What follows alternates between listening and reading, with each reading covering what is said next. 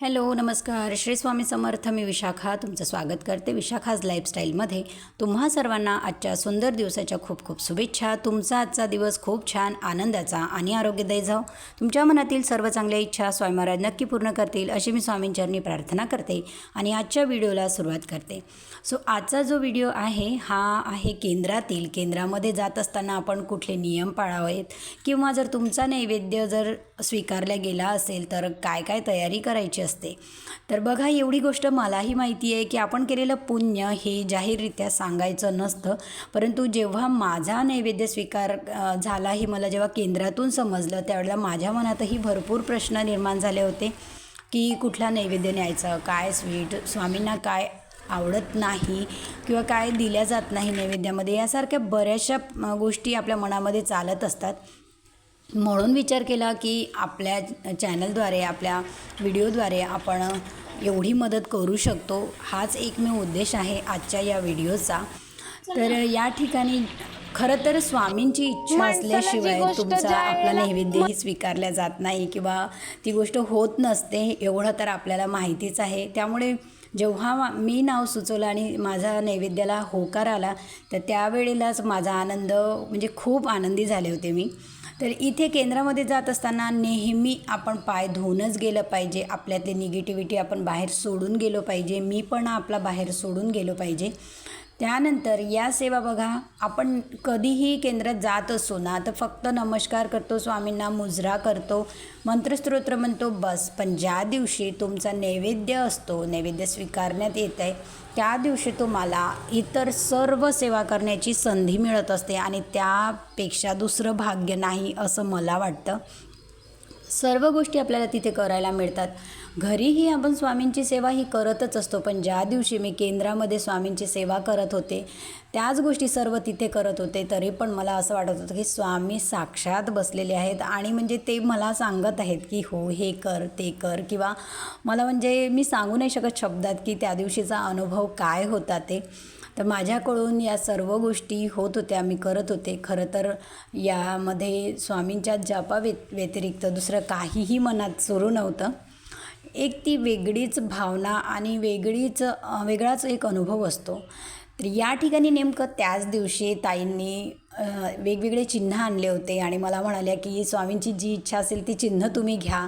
तर मी इथे स्वस्तिकचं चिन्ह माझ्या हातून स्वामींनी लावून घेतलं असं म्हणायला हरकत नाही, कारण बरेच चिन्ह होते आणि पहिल्यांदा त्यांनी म्हणजे त्याच दिवशी त्यांचा एक पहिला दिवस होता किंवा त्याच दिवशी ते वापरण्यात आले होते. त्यामुळे मी स्वामींना स्वस्तिकच्या चिन्हाने तिलक केलं होतं आणि ते खरंच स्वामींनी लावून घेतलं. ज्या वेळेला ते वाढलं ना पूर्ण, तेव्हा स्पष्ट स्वस्तिक असं उमटलं होतं, असं स्पष्ट दिसत होतं. तर या गोष्टी कसं असते बघा, मी इथे हिना तर लावत आहे. ज्या सेवा आपण घरी करतो त्याच सेवा तिथे असतात, तरीसुद्धा आपल्याला भरपूर गोष्टी ज्या असतात ना त्या घरी माहिती नसतात. आपण स्वामी स्वीकार करून घेतात, माहिती आहे, तरीसुद्धा आपल्याला बारीक सारीक गोष्टी सर्व माहीत असल्या पाहिजे आणि त्याचमुळे आपल्याला केंद्रात जाणे, या गोष्टी करणे खूप महत्त्वाच्या आहेत.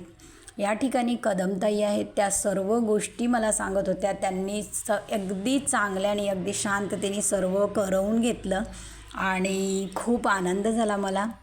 केंद्रामध्ये जात असताना तुम्ही फुलं, आपलं नारळ, खडीसाखर यासारख्या गोष्टी घेऊन जायला पाहिजे.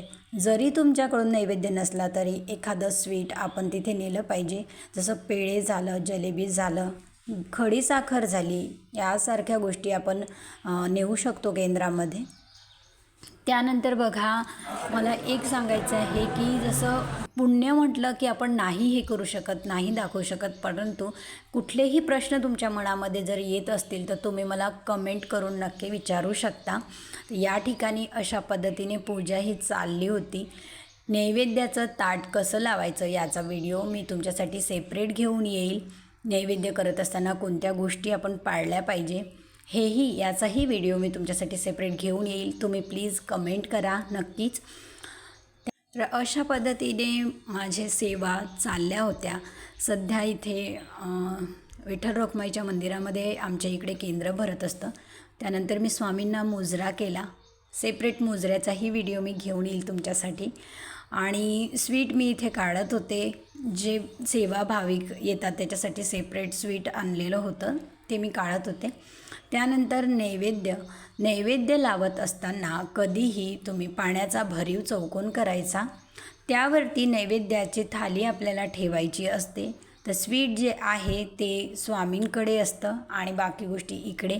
त्यावरही तुळशीपत्र ठेवणे खूप गरजेचं असतं. त्यानंतर तुळशीपत्राने आपल्याला पाणी फिरवायचं असतं. तर त्यावेळेला आपल्याला गायत्री मंत्राचा जाप करायचा असतो 3दा. ओम भूर्भुवस्वः तत्सवितुर्वरेण्यं भर्गो देवस्य धीमहि धियो यो नः प्रचोदयात. या मंत्राचा आपल्याला जाप करायचा असतो 3दा. तुळशीपत्र नसेल तर फुलांनी करा, पण शक्यतो तुळशीपत्र हे आवश्यक आहे. नैवेद्याचं ताट स्वामींसमोर ठेवल्यानंतर अशा पद्धतीने डोळ्यावर एक हात ठेवून एका हाताने आपल्याला स्वामींना प्रार्थना करायची असते की माझा नैवेद्य तुम्ही स्वीकार करावा. तर या गोष्टीच्या असतात ना, या केंद्रामध्ये गेल्याशिवाय माहिती होत नाही, म्हणून आपल्याला केंद्रामध्ये जाऊन या गोष्टी शिकून घ्यायच्या असतात, स्वीकार करायचा असतो. तेव्हाच आपली पूजा म्हणजे परिपूर्ण पूजा आपण करू शकतो. तर इथे आरती बघा, अर्धचंद्राकोर फिरवायची असते. आणि त्यानंतर आम्ही सर्वांनी सामूहिकरित्या कालभैरवाष्टकम पाठ केला. तर ही होती आजची छोटीशी माहिती. अशाच नवनवीन माहितीसाठी चॅनलला सबस्क्राईब करा. तुमचे काही प्रश्न असतील तर कमेंट नक्की करा. पुन्हा भेटूया अशाच एका नवीन व्हिडिओसह. तोपर्यंत सर्वांना श्री स्वामी समर्थ. जय जय स्वामी समर्थ.